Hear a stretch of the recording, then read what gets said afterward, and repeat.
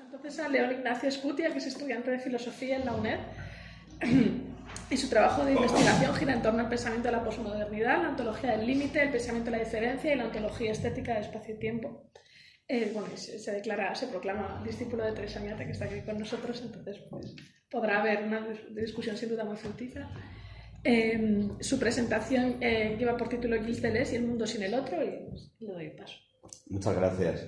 Bueno, en primer lugar, agradecer a la organización de este congreso que brinda este espacio de pensamiento, y también quería pedir disculpas a los compañeros que han expuesto en la sesión anterior, pues me hubiera encantado estar, pero bueno, la facticidad de la vorágine madrileña me ha impedido estar aquí a tiempo.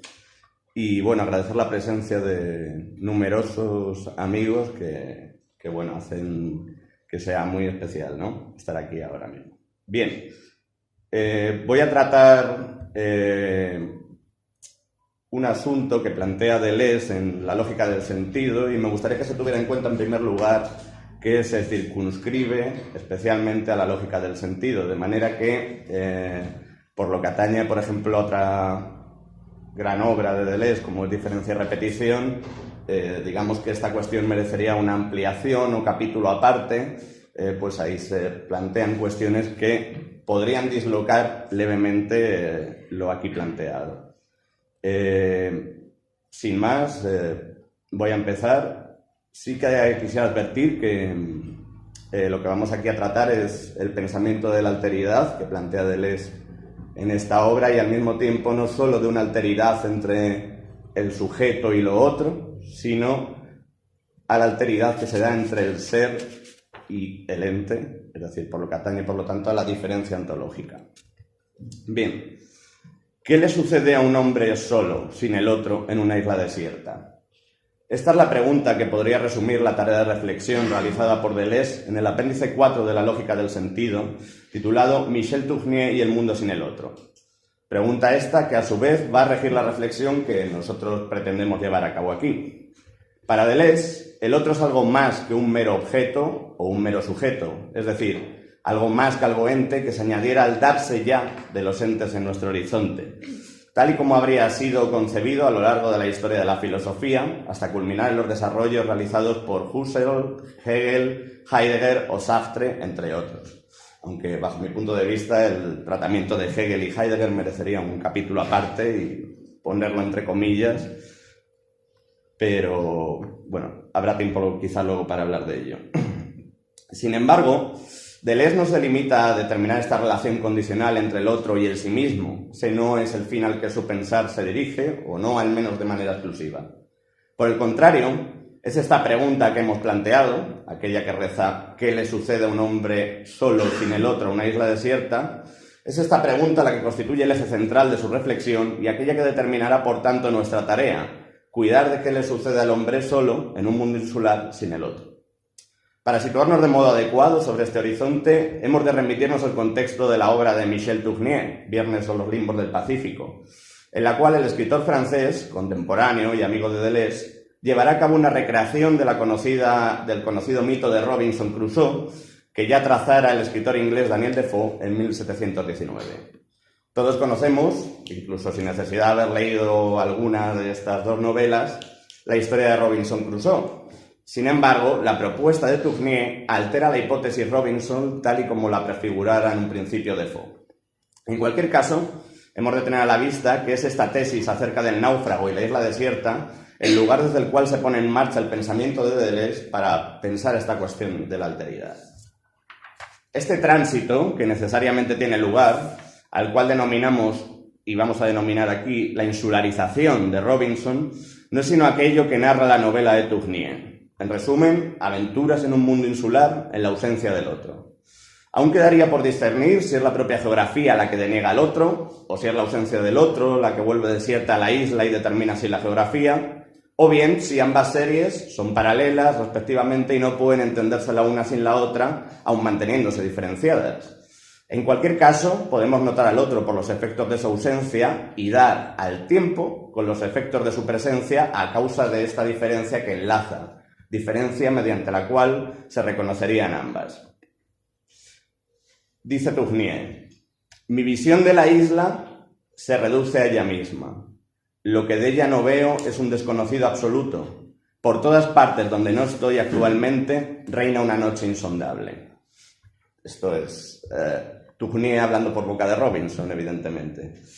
Los primeros efectos de la ausencia del otro conciernen a la percepción espacial. Lo que ahora se presenta se sostiene sobre un profundo y oscuro abismo. Podemos leer también a Robinson diciendo: a partir de ese momento se encontraba rodeado de objetos sometidos a la somera ley del todo o nada. La cegadora luz del día en oposición a la rotundidad de una noche sin luna que dejara ver siquiera la oscuridad. Cuando ya ni el recuerdo consigue mantener a Robinson cuando ya ni el recuerdo consigue mantener en el mundo de Robinson nada más que su mundo efectivo, este se diluye a su vez en una fosforescencia indeterminada que brota sobre el inasible sin fondo oceánico. La ausencia del otro ha hecho desaparecer toda una geometría de los fondos y ahora, en su lugar, líneas abstractas y difusos sin contornos asaltan a Robinson. El otro era el pacificador de los fondos. Respecto a la percepción de un objeto que percibo o de una idea pensada, la mera presencia de estos bastaba para que se levantara tras ellos un complejo de virtualidades, de transiciones, de regulaciones en los saltos, de modo que los demás objetos o ideas se asomaban como ya posibles, predispuestos, en un pacífico acecho, podríamos decir. En esta preexistencia se hallaba ya por tanto contenida su presencia como posibilidad.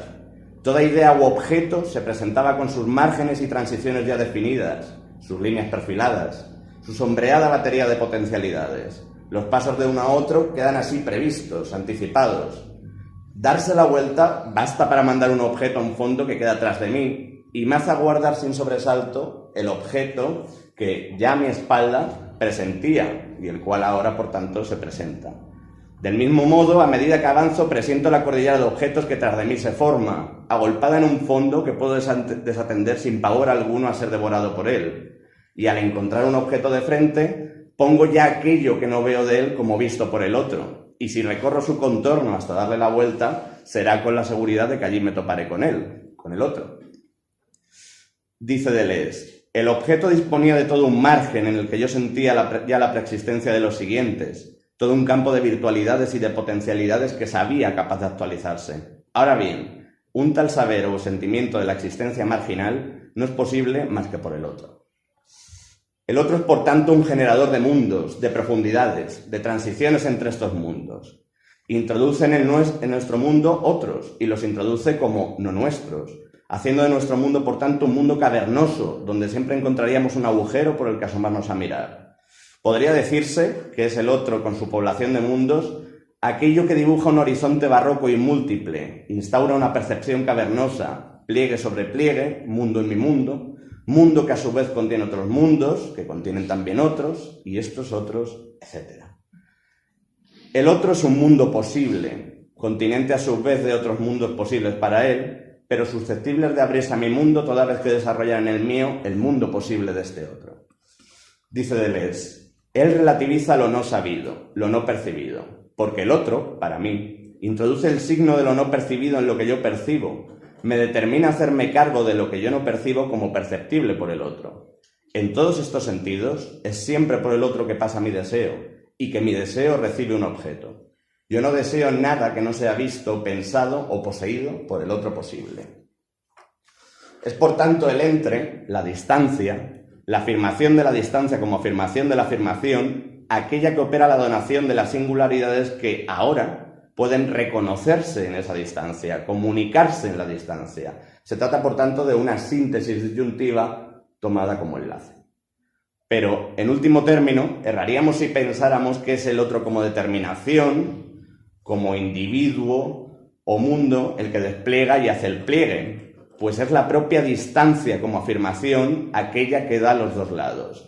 Instancia distribuidora de la divergencia, solo en la cual puede darse el enlace respectividad constituyente. El otro no es un término que hiciera surgir la grieta por su conciencia de individuación, por la generación de un mundo interno que ahora se escapa de la conciencia del hay, sino que antes bien es el resultado de una distribución de singularidades en su divergir, efecto del acontecimiento, de las singularidades recorridas por éste en series de ordenadas. Pues solo en el darse previo de la divergencia, en la distribución asimétrica de los lados, en el campo que constituye esta topología, puede surgir algo así como un mundo propio. Es la instancia paradójica, un inciso, este concepto es bastante complejo y entiendo que puede resultar complicado de entender ahora mismo. Si queréis, en el turno de preguntas podemos ampliarlo a fin de que se aclare. Es la instancia paradójica, digo, como atopos, aquello que da la divergencia porque falta su propio lugar, comunicando los acontecimientos en un único acontecimiento. Lugar sin ocupante y ocupante sin lugar siempre falta a sí misma. La paradoja tiene dos caras. Es una frontera que hace comunicar dos series en la diferencia, en su disimetría. Lo posible son los mundos en los que puede venir una singularidad. Así, la rosa puede ser de múltiples colores en múltiples jardines. Siempre hay una disimetría entre las series comunicadas a través del acontecimiento paradoja. De un lado, el significante, el otro como mundo posible, el reflejar, remitir del rostro ventana que no se confunde con el rostro como objeto. Del otro lado, el significado, el estado de cosas que refiere el rostro en tanto lenguaje. Ambas series disimétricas, siempre una en exceso frente a la otra, se encuentran comunicadas por esta instancia paradójica, pero esta siempre falta a su lugar y a su identidad, siempre está desplazada de sí misma, estando en ambas series a la vez.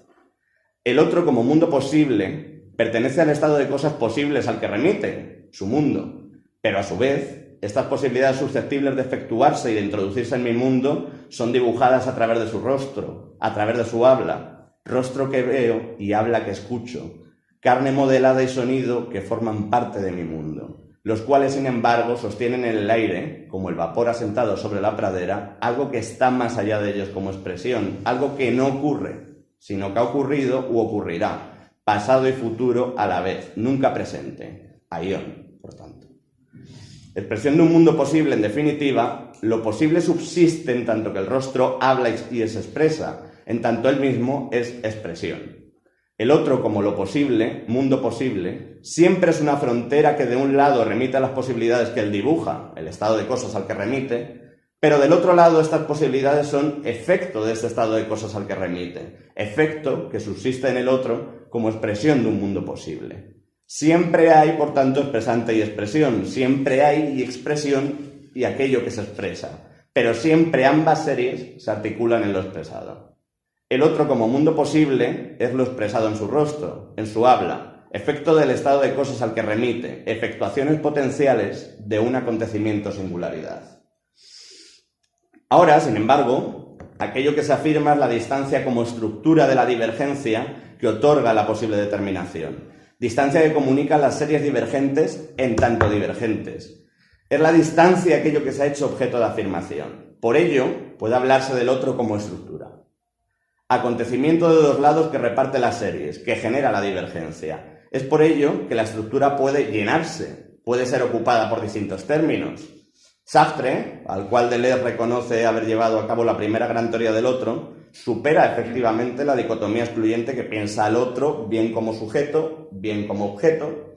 Sin embargo, la posibilidad de que el otro pueda ser sujeto u objeto, sujeto que me capta como objeto u objeto que capto como sujeto, solo puede pasar por dar como presupuesta la diferencia que ya enlaza a los dos lados y que permite ir del uno al otro en cualquier dirección. Pero es la distancia, como puente que separa y une, precisamente aquello que no pensó Sartre. Puede leer a Deleuze diciendo: pero el otro no es ni un objeto en el campo de mi percepción, ni un sujeto que me percibe. Es, en primer lugar, una estructura del campo perceptivo, sin la cual este campo, en su conjunto, no funcionaría como lo hace. Tal estructura es denominada por Deleuze el otro a priori. No se trata, efectivamente, de pensar al otro como algo que se añada a nuestro campo perceptivo, ni siquiera incluso como algo peculiar que hubiera de ser considerado como algo más que un objeto, bien un sujeto que percibo o bien un sujeto que me afecta y altera mi mundo, sino que por el contrario hemos de considerar al otro como la estructura que hace posible la percepción misma tal y como ésta se da. Es el otro, como estructura a priori, aquello que determina mi campo de percepción y su funcionamiento, lo cual, a su vez, permite la categorización de aquello que sucede. Pero, ¿qué es esta estructura? es lo posible. ¿Qué es entonces lo posible? Lo posible es la insistencia o subsistencia de lo expresado en la expresión. Es la doblez que acontece en el lenguaje. Aquello que no se confunde ni con la expresión ni con el estado de cosas que expresa, sino, como decimos, lo expresado o expresable. Aquello que existe en el lenguaje existe de un modo virtual, envuelto en su expresión. Existe como remitido por la expresión y como atributo del estado de cosas al que refiere. Esta existencia virtual puede darse como ya no, o como todavía no, incluso como nunca, porque nada asegura su efectuación en un cuerpo o en un estado de cosas. Insiste siempre en los dos sentidos a la vez, pasado y futuro, pero nunca como presente, porque no se confunde con su efectuación espacio-temporal ni se efectúa en la proposición. Se trata, por tanto, del sentido acontecimiento. Pero en la soledad de la isla, en lo que hemos denominado la insularización de Robinson, la estructura el otro se ha derrumbado. Ya no hay término posible que la efectúe. Ahora vemos que el otro era el gran perturbador, un operador de la Tierra, un enviado de Cronos. Hace que mi deseo pase por un objeto o un mundo posible. Recluye los elementos en la Tierra, los atrapa en cuerpos, instaura un antes y un después con su delimitar.